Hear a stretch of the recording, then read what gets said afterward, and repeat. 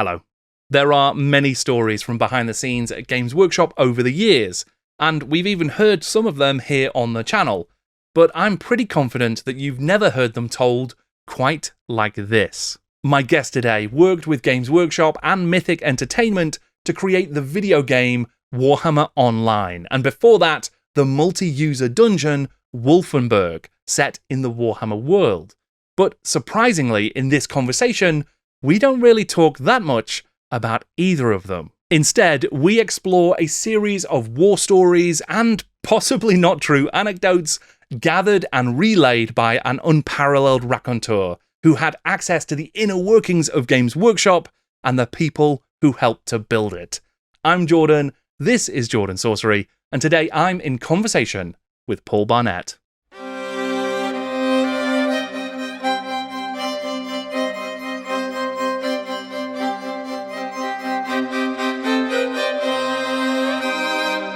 Paul, thank you for joining me. I like to start just by getting a little bit of background about your journey into the hobby and then into Games Workshop. So I wondered if we might start with that. How did you get into gaming, I suppose? As in Games Workshop stuff or gaming in general? I suppose even earlier, yeah. I mean, if you started with non-Games Workshop stuff, what was that journey like to the Games Workshop stuff? Well, I can't read very well. I've got dyslexia. And I'm colorblind and I'm asthmatic, and we came from poverty. Right. So we had no money. And so I used to go to things called jumble sales. I don't know what they're called now. I'd have to ask my children. And then I would buy games that had pieces missing, board games and bits and that. And I'd bring them back home. And then because I couldn't read the instructions because I was never very good at reading, I used to just pile all the pieces together and then invent games and just make stuff up because it was cheap.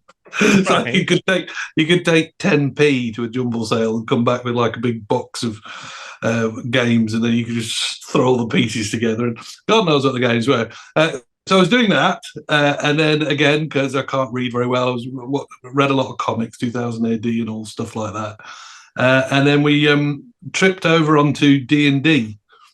And we got a dirty, filthy photocopied, and it was that blue photocopy thing that smells really weird that they did on a drum roller.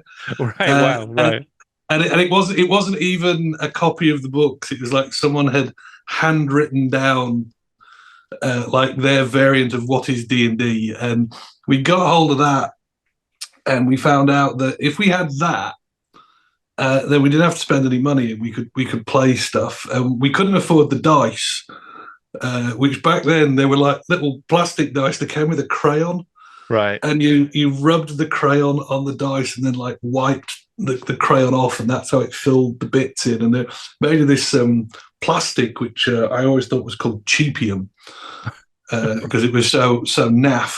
And it only did two things: it either cut your hands because it's really sharp, or right, if you rolled enough of it rounded out, and the dice just rolled forever.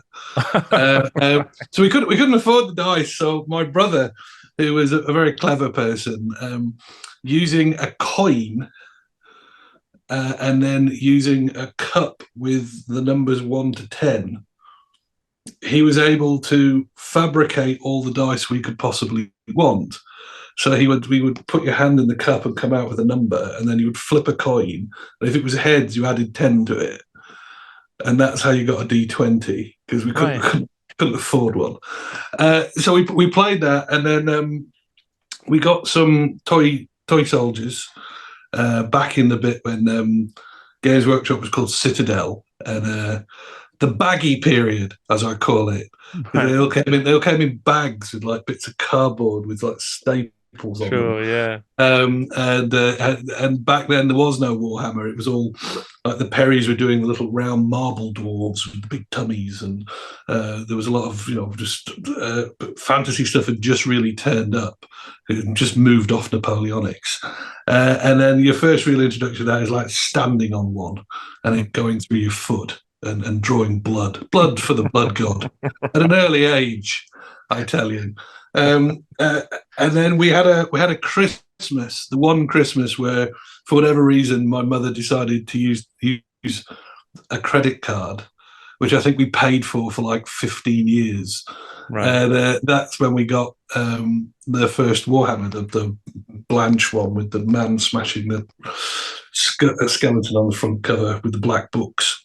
Right. And we got that one, and so then it was a mixture of that plus D&D plus board games, and so that's where it came from. And then I ended up going into computer gaming. I used to go around people's houses, and back then, although the kids don't remember, you had like a cassette tape and you plugged it in, and it made these screeching noises, and it went through to the television, and somehow or other and then you had like a triangle firing a square at a circle, but actually you're in outer space. That's how that worked. And so it was all sort of like, oh, it'll never be the same again. And people were looking at it going, well, that's madness. And so I went through a school of board games to role-play games to tabletop to very simplistic computer games. And then by complete accident, ended up making computer games, even though I'm completely talentless at it, and I don't know anything about it, and still don't. And I was lucky enough to work with some very, very talented people who were able to hide my complete inability of being utterly useless, which was very, very, very, very handy. And I made some computer games, and then I ended up going to Games Workshop, not to work for them, just to say hello. I'd done quite well with my computer games, and I had some spare time, and so I always liked the concept of Games Workshop. So I ended up bothering them, and at that time, they had just worked out that computers existed. They're about 10 years behind everybody. So they just figured out, these computers, this computer thing sounds very exciting. And I got on really well with them, and I ended up advising them and talking to them and hanging out with them. And they even gave me some money at some point. That was very nice of them. But I was never an employee. But I became quite fascinated by them as a sort of company. And I spent a lot of time with the first generation. So Alan Merritt and Rick Priestley and John Blanche and all those people. Jez Goodwin, Hands of God. And they were in very generous mode back then. They were very talkative. They were very warm. They were very willing to share. But like most people who'd been on this journey of discovering something, they never bothered to catalogue it. They never bothered to write it down. They never bothered to capture in a bottle what they were doing. So what you're doing with your channel, this sort of like wargaming archaeology thing that you're doing, where you're going back and talking to them, and you're finding out how it happened and how it worked out. If you imagine I'm like 20 years in the past doing that, right? But I'm doing it over pints of beer. And just asking lots of questions and catching him at the right time. And I used to go home and I used to record it on little recordings, and then have it transcribed because I kind of can't write very well. I can't read very well, and I still can't. And I ended up with this black book, which was full of all these anecdotal tales. And then I would spend my time gathering more and meeting more people, and then double checking them, triple checking them, quadruple checking them. And then I went off and moved to America, made more computer games, and I made Warhammer Online. I noticed you've got it in the background. Well done. Good work. That's the collector's edition. Sure. Yeah. Very well done. I appreciate that. Lots of very, very, very talented people worked exceedingly hard on that game. And it's become more beloved the longer it's gone on, which has been adorable. And I helped them do bits and pieces, and I ended up working on all sorts of games for computers for a long time. And I'm still doing it now. I enjoy it tremendously. And then I got sent a link to one of your videos that you'd had Rick on, and I had said to him, "I saw you on the video. You were dreadful." because Rick has this thing he does where when he's on video, he's very proper. He's quite. It's like it's like he's at a wedding for wedding photos. You know, people sort of like stock standard on wedding photos, trying not to look like they're doing bad wedding photos. He's a bit wooden. Not that he isn't engaging, he is, because he's wonderful and fantastic. But he was telling some anecdotal story, and I was like, well, you can do a lot better than that. Maybe he just needs more beer in him. And then I'd watched another one with Alan, who is always worth watching. And I thought, well, this is all quite exciting, isn't it? And then you and I started chatting, and then you sent me a list of questions that are these like really deep cuts about very obscure things that I thought nobody knew about me. But you did, which is part of your wargaming archaeology. And I thought to myself, well, I could come on and talk about that, but I mean, it's very deep cut stuff. I don't know whether it's going to be much use. And then you and I brokered a deal where you were very graciously going to allow me to do 3 little bits that I wanted to do, just to see if anybody on your channel gives a damn. It might be the worst video you're ever going to I think people are going to be interested to hear your sort of your war stories, Paul, and your recollections, some of those anecdotes you've collected. Right, hang on, I can turn them off for a minute. I've got a little bit more Red Bull, otherwise I'll get mad. Never mind the fact that, for the people who don't know in the background how this happens, we've been trying to get this video done for months. And I would just like to say, for the record, it's not his fault. It's apparently the internet is baffling to me, and iPads are clearly the work of the devil, and Wi-Fi, however Wi-Fi works, is beyond me, and so I apologise that I've messed you around. Quick question. Sure. The second name isn't really Sorcery, is it? Because if it is, I want to know how your family survived the 1600s, because it's a bit of a clue. It's like going around like a Jordan heretic, Jordan Catholic during the heights of the Catholic. Like, Jordan Sorcery, really? Yeah, you've got to hide in plain sight sometimes. No one would believe it. So it is a stage name, then? Is that what you're telling me? I can neither confirm nor deny. Well, you do have a very lovely office. I think that is very good, and of course you've got Best Supporting Cat. Oh yes, which I'm a big fan of, and I really do appreciate what you've been doing. This whole wargaming archaeology thing that you're doing, I think is actually wonderfully interesting and incredibly important. Thank you. And I think that the way that you approach it is very laudable. But quick caveat: I worked on multiple games, but worked on a game where I was basically sitting around the same 3 people for about 3 years, and we worked very hard, and we made a good game, and we had ups and downs, and it was all crazy, and we sort of grew up together and fine and fabulous. It's been a long time since we made that game. And we all got together and we had a chat, and we found out that we can't agree on a single thing that we actually all did. Not one. What happens is we have like split the stories up. We forget what room we were in, what the wallpaper was like. Some of them have taken a bit of one part and a bit of another part, joined it together, and that's become the activity. And so we can't agree about anything, despite the fact that we all sat within about 8 feet of each other for 3 years.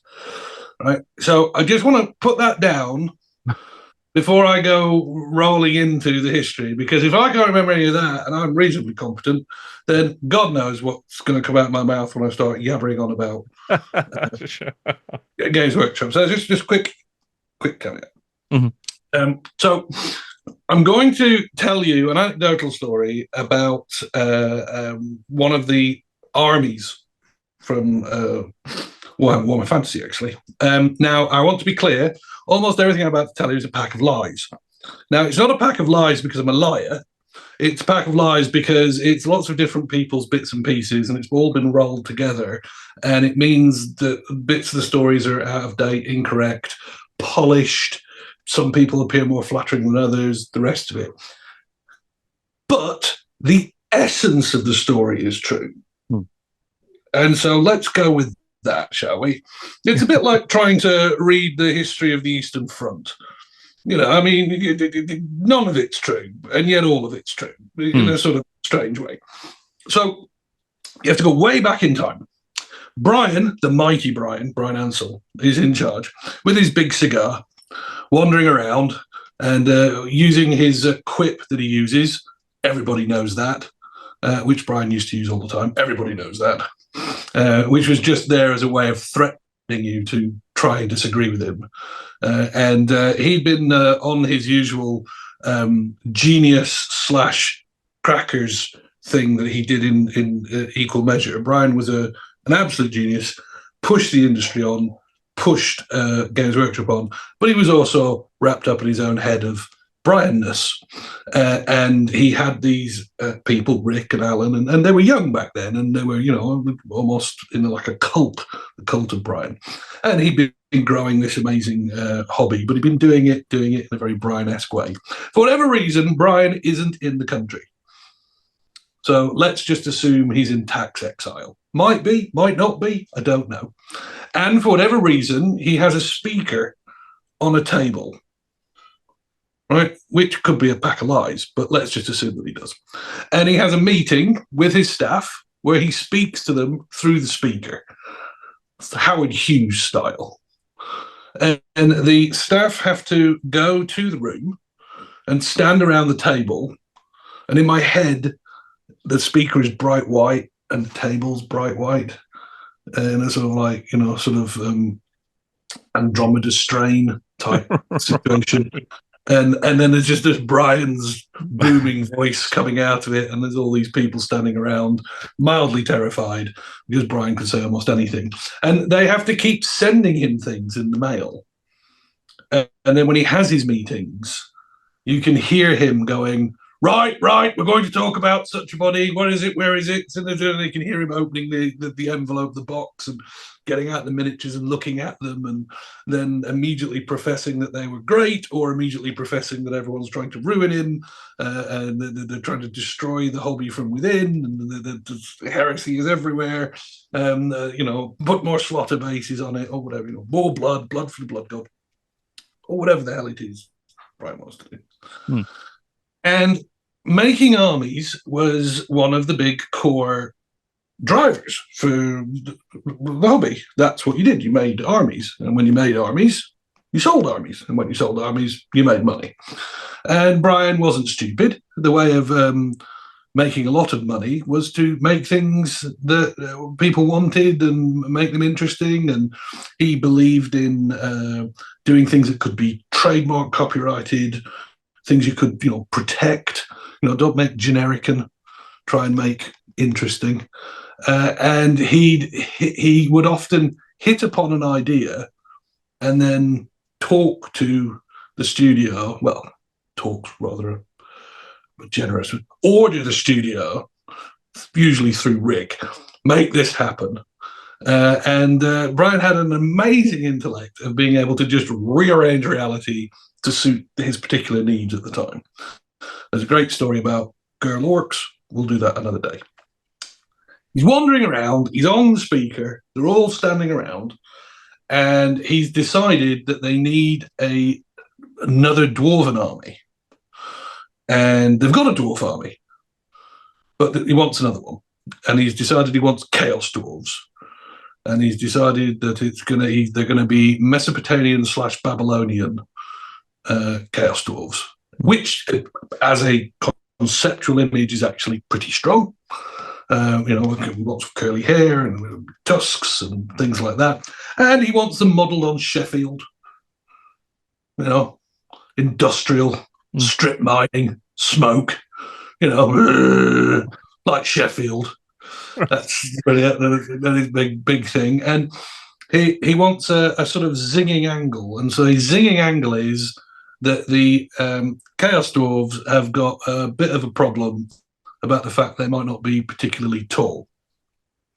And so he's kind of obsessed with platform shoes and big hats. Right. That's his insight. Mesopotamian Babylonians from Sheffield, platform shoes, big hats. Now, the way they used to make them back then, where they have like they would take like paper clips and they would add green stuff and they would scratch and mow them. Well, so you have to make them, and then Bryan would look at them and he would declare whether or not they were any good or not. And the way the sculptors used to get paid is you only got paid if Bryan went, yes, that one's good enough. So it was completely possible that you could spend all week modelling. The model would get handed in, and Bryan would throw it away and go, I don't like it. And then, you didn't really get paid. And what he used to do is he used to get the miniatures and look at them. And he would either go, yes, yes, yes, and he put them on a tray to go, yes, that one can be made. Or he would go, no, no, no, don't like it, insert reason for not liking it. And then he would open up this drawer down by the left of his desk, and he would make this big thing of throwing it into the drawer, whereas there's a big pile of miniatures that he had rejected. So you didn't get it back. You didn't get to work it up. You didn't get to improve it. It was gone. Because that'll teach you. Right? And then he would usher them out. And it was Rick's job to go in with the tray. Right? And this is always a terrifying moment for the sculptors because that was your pay. And the very first, so they would all wait outside and they would wait for when the tray came back out, because the more of your miniatures that were on the tray, the more you were getting paid. And if all your miniatures had gone, then you weren't going to get paid as much. And Bryan could be a vengeful god if he decided he'd taken against you for whatever reason.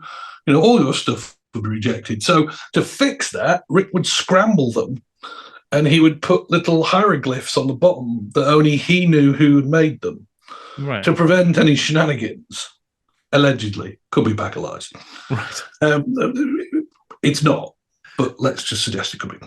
Okay. So that's quite terrifying, right? However, to give you an insight into the genius of Bryan, it really didn't matter whether he approved or disapproved of the miniatures, because although that was important, what mattered to Bryan was producing the right amount of miniatures per month, because it was a very straightforward equation. X many miniatures are needed so that we can cast Y many copies of it, so that we can then put it into Z many retail outlets, which will then result in the money going through and coming back. So even if you went, I don't like that one, I like that one, the point was you had to get to the magic number. Let's arbitrarily say the magic number was 50 miniatures. Could be a pack of lies. Let's just say it's 50 just for ease of purpose. So what would happen is you would go through it, and Bryan would do this whole thing about, no good, open drawer, throw it in drawer, or yes, fine, no good, throw it in drawer. When you got to Thursday, Rick would have to come in, and Bryan would be there puffing on his cigar, and he goes, don't forget we need 50 miniatures. Everyone knows that, And he would go, oh, we've got a problem with that, Bryan. What do you mean we've got a problem? Well, we've only got 38. What do you mean we've only got 38? Well, you rejected all the others. And then he would lean back in his chair, puff on his cigar, and then he would open up the drawer, and he would go, that one. All of a sudden, instantaneously, the quality level was reassessed to get to the magic number, right? And that's sort of an insight how it works. So there he is, Chaos Dwarfs, Babylonians, Mesopotamians, tusks, hair, things. And when you're starting out, you do some scribbly pictures, and then you need to pick some of the sculptors to actually get on with doing the defining miniatures. And when you're doing a new army, it's very important that the defining miniatures are strong. They've got to be. So the Perrys got the gig, and the Perry twins, who were lightning fast. That was their thing. They were absolutely super fast and highly talented. And so there they were doing them, and they got given the brief. shoes, big hats, and they're making them out of paper clips and green goop. And they've been working on them for a week, and Rick comes in and he says, "Now don't forget, Brian's very particular. He's been told us what he wants." And they go, "Well, what do you think?" And Rick looks at them and he goes, "Yeah, they're not bad. They're not bad." Now remember, Brian's on a speakerphone, so they take the miniatures and they go, "Well, Brian's going to have to see them, and he's going to have to say yes." And Rick goes, "Well, hang on a minute. Just before we send them to Brian, because he might go volcanic, let me have the meeting on the speakerphone and see how he's doing."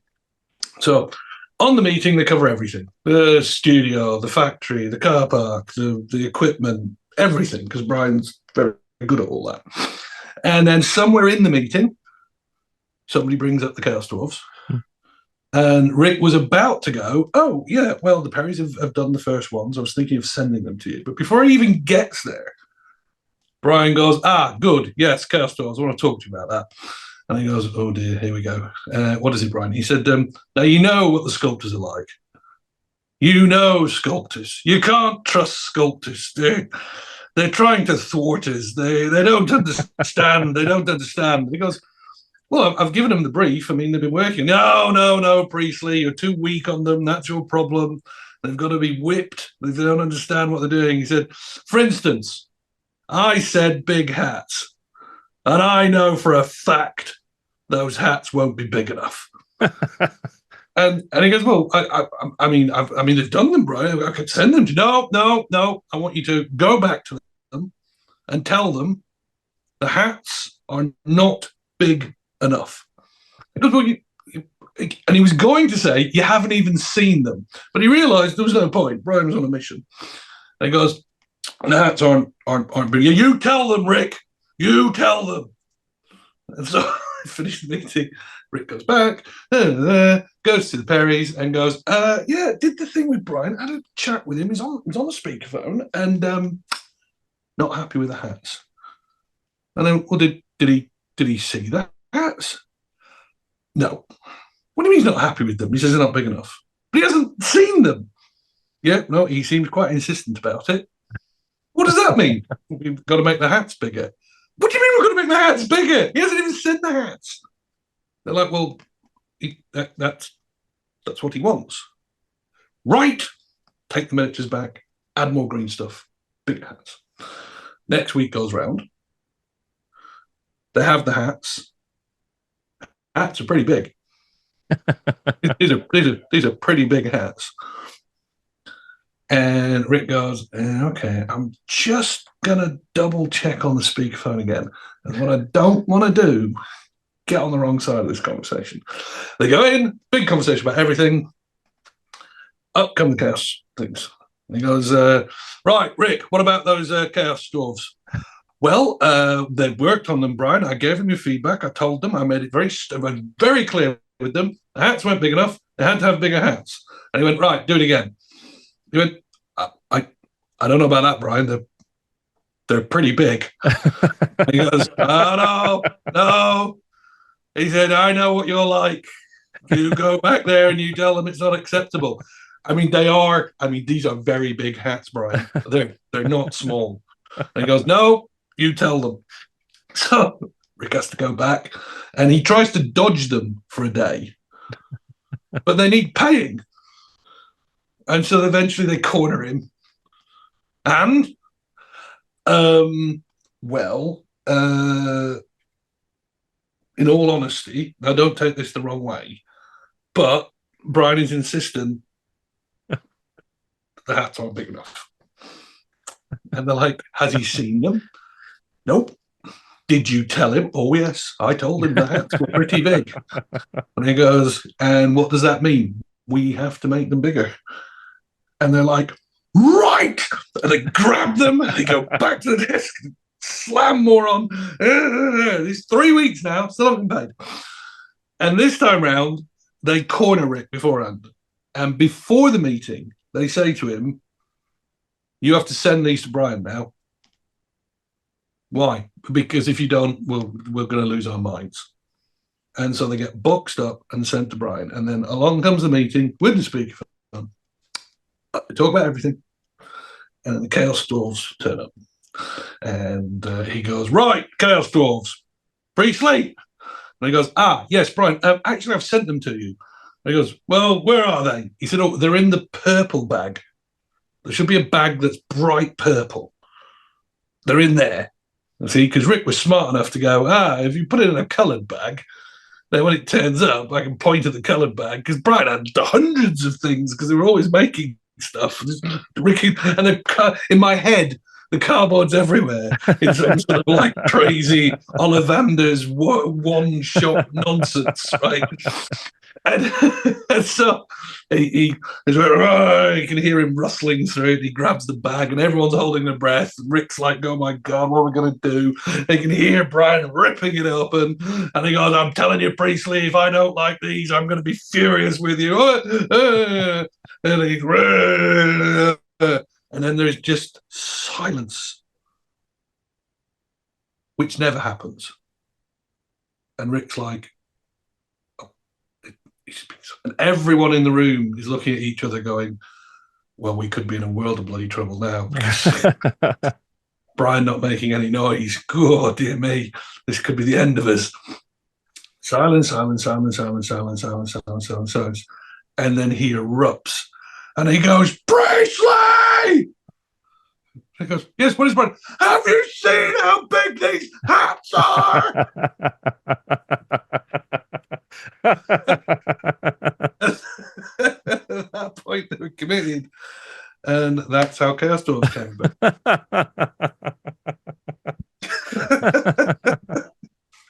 I mean, it does sound like a very intense time to be working in the studio. How much of any of that is true, I couldn't actually swear to, but I have heard every bit of it from every possible angle with all those bits in it. Sure. So I've just put it together in a way. And I was out at dinner with Rick recently, and I retold it to him, pretty much just the one you heard. And Rick always says the same. He said, well, I don't remember most of that.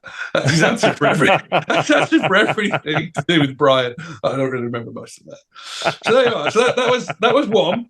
Sure. The second one I thought about, and I talked to a couple of people to make sure it was all right. So Bryan was also he was into technology, was Bryan, and he had this crazy, basically an early laptop, but before laptops, and therefore he could type up these missives, papal bulls that he could send out, and the Ansell memos, and they were all streams of consciousness. And so, and it was the usual stuff. Bits of it was genius, bits of it was Bryan. So one moment he's talking really insightfully about something, and you're going, "Oh, that's really good." The next thing he's off about the price of tea bags and how the bins are overflowing, and he doesn't like such and such his shoes, and it doesn't make sense, right? But Bryan had long gone. The company was a share price. King Tom was in charge back then, and there was very much a view that you mustn't invoke Bryan because people gibbered or broke out in sweats, or longing, because that sort of Stockholm syndrome that kicked in. And I was there going, yeah, but wouldn't it be great if I could get to read some of them? And so I'd gone around trying to find them, going, well, they've got to be somewhere. I mean, somebody must have them. And I got pulled into a room with Tom, and he said, I hear you've been trying to find some Ansell memos.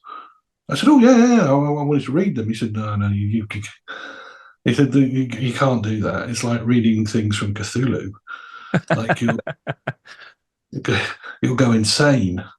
And besides, I don't want you reading them anyway, because you might show them to people, and then God knows what will happen. It could be a world of trouble. And so I thought to myself, well, that's a bit of a shame. And then out of nowhere, a guy called Chris Harbour, a wonderful man, turns up and finds me, and he's got this box. And he said, I was going through my garage, and I found this box of Ansell memos, and I remember you saying, did anyone have any? He said, well, I've got a big box in here. You can have them if you want. And he gave them to me. And I was like, oh. And it was like finding the Dead Sea Scrolls. Like, it's like written in the wrong language, and I was going to have to translate it. And it was from a time past, and God knows what it said. Blah, blah, blah, blah, blah. So I stick my hand in, pull a random one out, and I try to read it, and I realize, oh no, it is like reading Cthulhu. He's the Necronomicon. I'm literally, my eyeballs are going to fall down the back of my head, and I'm going to go completely crazy, teleport to the moon. So this is clearly not going to work. There has to be a different plan, and I don't read very well. So I thought, well, all right, different plan it is.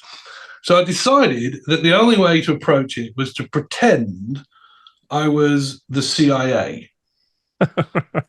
Right, now bear with me, it'll all make sense. Now, back then they had this new building, which is now an old building, but back then it was a new building, a big grey building, and they weren't sure what to do with it. And then a big round, it looks like a spanner. It's long and thin, and then it's got a big round bit, right? And it's quite tall. I didn't have anyone in it, so these big round bits were just empty. They're like a chair. But at some point they were going to build offices and things, and it just hadn't got around to doing that. And so I was able to hang out there, and this huge floor space.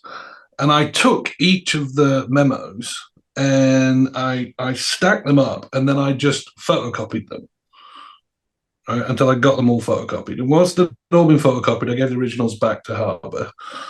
And then I laid out on the floor, all over the floor, in no order at all the memos.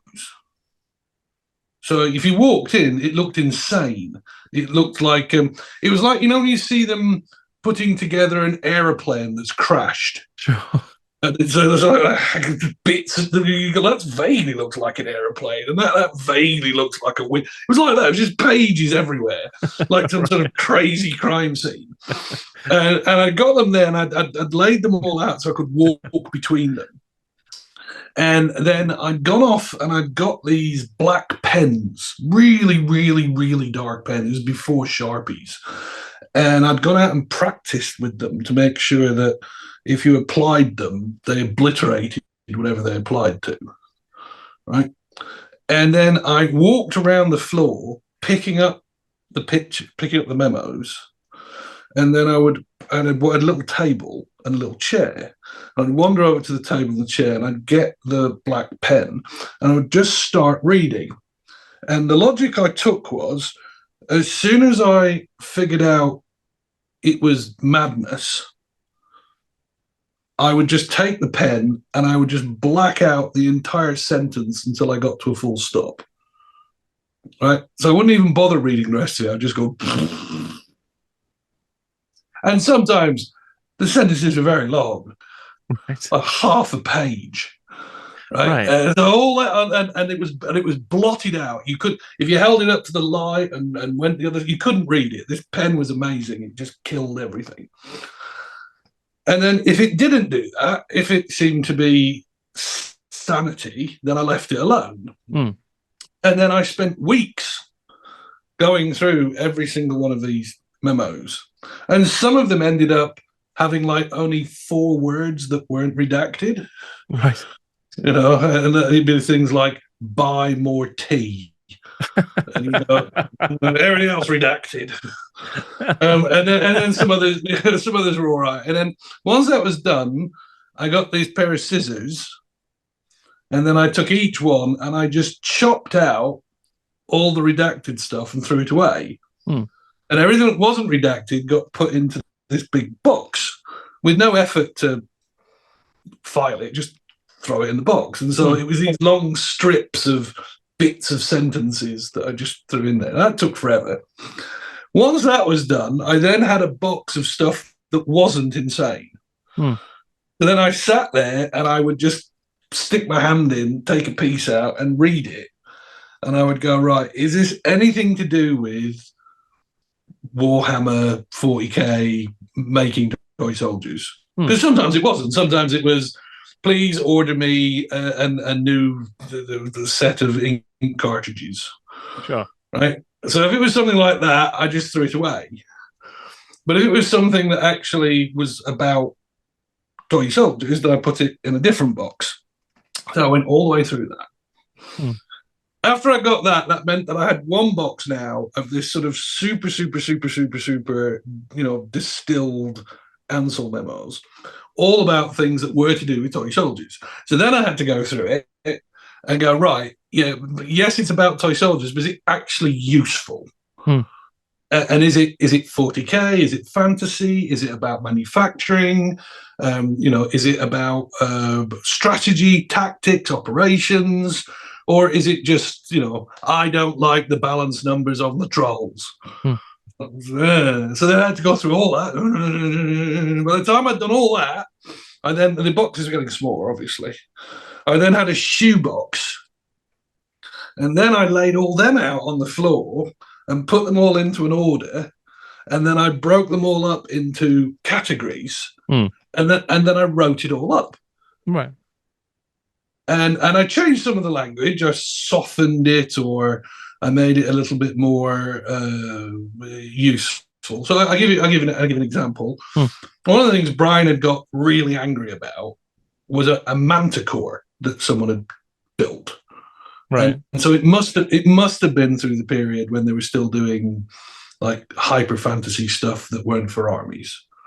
Right. And so there was all this lunacy about the manticore, where you were reading it and going, no, none of this is useful. This is all crazy. But buried deep in there was a line Bryan wrote, and he said, the sculptor hasn't spent enough time thinking about the face on the miniature. Hmm. Faces are very important. They allow the collector to connect with the miniature. They allow the collector to form an emotional understanding of the miniature. Hmm. Get this face redone. Hmm. And I thought to myself, well, that's really interesting.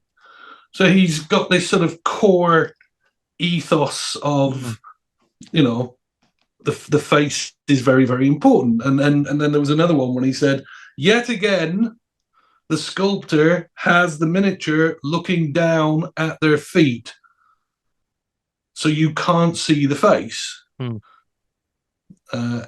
This is bad. Faces need to look up, need to be able to see. And so that was just a snippet of some of the stuff. Yeah. So I got it all, and I wrote it all up, and I put it together, and I sort of rounded the language, and I put an introduction on it. And then I went off and showed it to a couple of people without telling them what it was. Hmm. And it got universal praise. Rick literally sat down and he went, this is all very good stuff. Yes. The studio should be doing this. This is very good. Yes. Yes. He said, it reminds you of what we used to do. Yes. This is all really, this is excellent. And I was like, oh, thank you. He said, how did you come by all this? Oh, well, and then I would tell him, and then it would literally leap out of his hands as though it was made of toxic acid. And I would go, well, yes, but take it to one side. The stuff, universal praise. Mm. And so I put it together, and I called it the Ansell memos, ultimately, and gave it out to the relevant people. And I've still got it, and I've got some samples in my black book. And I kept, just for my own sense of wargaming archaeology, I've actually got 2 pages that still have the redacted bits on, just because no one would believe me if I tried to tell them. But that was a very good insight into that idea of they were making history, they were forging the future, they were creating what was right and wrong, but they weren't necessarily cataloging it, and they weren't necessarily describing it, and they weren't necessarily putting their workings into the margins. And that's fine while you're the generation that drives. Yeah. But as soon as your generation ages out, then what actually happens is the next generation, if they're not given this information and they're not shown why and how, then they're not able to make the sort of insightful going forward decisions that you would necessarily want. They can still make great decisions, but it's until you know why. So I thought that was very interesting. I mean, it's fascinating stuff, and I think there's definitely something interesting about that almost institutional memory from both a design and a player perspective, and how things evolve and change, and then from a sort of organizational perspective as well. I mean, I guess as a sort of final thought, do you think there is what the sort of the memory of what, well, I guess the impact and the impression that Bryan Ansell left on the company, like, did that last? Does that still exist, do you think? Did that last a long time after he left? It kind of, how he molded the company into his own image whilst he was in charge. How much was retained after he left? Oh, well, so Bryan allowed the company to get just big enough that he could continue to totally control it. He wasn't really interested in making it bigger than it needed to be. That was just how he seemed to be. And Bryan's when it's your company and you're driving it and it's in your image, then it has a flavor, a tone, a culture, an understanding that is almost a reflection of who you are. But also, when it's that type of company, it behaves in a very particular way. Every company does that's like that. I don't care who you are. And those companies are morally ambiguous and legally flexible, as well as creatively powerful. Because you don't care about filing reports to the stock market. You don't care about having to have, fully tight health and safety everywhere. You don't really care about paying all your bills on time. You don't really care about long-term sourcing of 25 years worth of leasing. You're a powerhouse. And when Bryan decided that the company was going to get bigger, the opportunity was there. He just wasn't particularly, he didn't appear to particularly be interested, but he could see a cash out. He could see a way of earning an awful lot of money, getting his independence. And he still had Wargaming Foundry and all that. And he made way more money when he left Games Workshop. Like, he made gazillions because he was a genius. And so I think he took it as far as he could be bothered to take it, with the time, effort, energy, and control that he had. And then I think he decided to go. But when he had gone, the company had to, sort of different language. It had to grow up and clean up.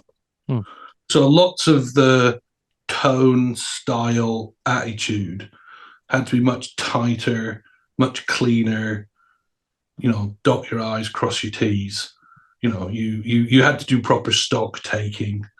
You had to file your accounts on time. You had to, all the stuff that small little businesses don't have to bother about, because they're busy trying to stay alive. But he also ran a cult of personality, and Bryan had very much a very strong flavour, whereas Tom wanted trained managers, and he wanted them to, open up subsidiaries all over the world. Tom had a massive piece of clarity where he went, someone who likes toy soldiers is exactly the same regardless of the culture or country they come from. That was Tom's great Sure. clarity. So we will just take the template and we will just apply it everywhere, and we will not bend the template. Whereas Bryan had gone, no, we will dominate the market by doing things like we'll buy all distribution rights to every single roleplay game. We will then write a contract that says we will rebuild them in high quality books, but until we rebuild them, they can't be sold. You can't grey import them. We will then drag our feet and not produce the high quality books for a very long period of time. So the only thing we can flood the market with is Warhammer, which is effectively what happened. Now, that's Ansell. That's Bryan to a T. It's genius, but it's also, it's not the sort of thing that you do when you're a share listed company. So, you go to the venture capitalists, you get your money. The venture capitalists then went paying out. So then you go to the stock market, then you raise more money, then you pay your venture capitalists off. And at that point, you now have to deal with stock market. So that's the sort of business side of it. On the culture side of it, Tom wanted grown-ups and adults and less children, which was happening anyway because they were getting older. They were getting married. And so, they were becoming older. But it also meant he had to bring people in from the outside. Bryan was very much if you don't know how a toy soldier is made, you can't really work for us. So, he would send people off to the factory and make them cast miniatures. And, they'd wear the metal glove on their hands while they were cutting molds. And, Bryan very much came from that sort of blacksmithian concept of if you don't work in the warehouse, pour some hot lead, cut a mold, put it in a blister, put it in a box, go to mail order, put it in a package and send it out, go work in a shop, write a rule. How can you possibly call yourself a toy soldier person? Right? And then that's definitely one way of doing it. Whereas Tom was like, well, why can't I just have a specialist in logistics and bring them in? And so it changed the pH balance dramatically. And then the studio had to get to scale. So you couldn't just have Rick and Alan doing everything, and John and Andy and Jez and that. You had to add more designers and more sculptors and more concept artists. And as soon as you do that, again, you start thinning out the strain. But probably the core of it, what it was, it still exists, it's still there, but it's not particularly, that's what I'm after. It's almost like you need a librarian. You need a spiritual core. You need a set of books or tapes or introductions that can keep reaffirming where they've come from and what they do and why they are what they are. I think they're a better company off the back. They had to go through a terrible growth period to make the money to pay all the bills. And in that terrible growth period, they did some highly aggressively commercial things, which is where, like White Dwarf goes from being a magazine that covers everything to a propaganda, Pravda thing, which was on purpose. But, if you were used to old White Dwarf, that was quite jarring. They close down all the London stuff, they move everything over to the side. That's also quite jarring. And they start aggressively pushing Warhammer. That's also, can be quite jarring. They jack the prices up. That's also quite jarring. But a lot of that was to do with pay the bills. And then once they finally got it laid down, their attitude's been, we make the best toy soldiers we can. and if you want them, pay for them. But that's where they ended up. Yeah. And, you don't have to buy them. You can buy cheaper miniatures if you want, buy different miniatures if you want, but they've made their contract now. Here are the rules. Here's the quality of the art. Here's the quality of the miniatures. Here's the quality of the paint. This is what we are. We stand by it. Here's Forge World for the loonies. Here's the starter boxes. You're either in or you're not. If you are in, it ain't cheap. But we don't hide that. But we think we're giving you the right value for money. If you don't think we're giving the right value for money, then let's shake hands and say goodbye. So that's where they've landed. Yeah. And it's not a bad place to be. It just means you've got to have reasonably deep pockets. Well, it's certainly been quite a journey, I think, for Games Workshop, and through those anecdotes, it's certainly given us a different perspective on it, Paul. So I very much appreciate you sharing some of the things that you've learned and seen and heard. I have scores of tales like that. I adore Games Workshop in all its different time periods. I'm a huge fan of Ansell and what he did. I think it was, the fact it ends up as stamps is just, from the British Post Office is just absolutely wonderful. I'm a huge fan of what Tom did when he, brought the company up there. I'm a huge fan of where they are now with Kev and Mark Wells as well. He did great work. I think the studio right now is crushing it. Absolutely crushing it. It's got really great stuff coming out of it.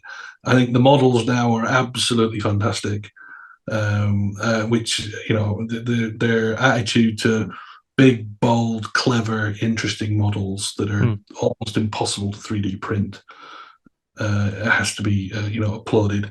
I think the new imagery, like we're just looking at the new skulls that are coming out, I think that's pushing it on. So, even with the wibbly wobbliness that they have through their time periods going forward and backward on their timeline, I think their heart's always been in the right place ultimately, but with the one exception of paying the bills, where they a little aggressive.